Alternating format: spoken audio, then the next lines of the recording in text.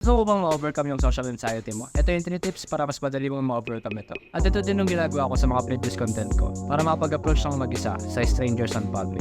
Tip number 1, mag-start ka na maliit. Kung sa umaga, kung nasa labas ka, kung naglalakad ka sa daan, batiin mo ang mga tao. Good morning, good afternoon, mag-smile ka.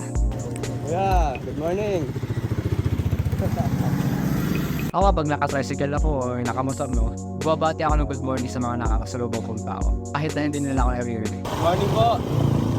Tip number 2, magbigay ka na lang simpleng compliment. Kung hindi mo kaya sa umaga, kahit super pagpasok ng gym, pagpasok ng work, sa school, di ba? Magbigay ka ng simpleng compliment sa mga tao. Ang goal natin ay mas maging komportable sa pakipag-usap sa mga tao.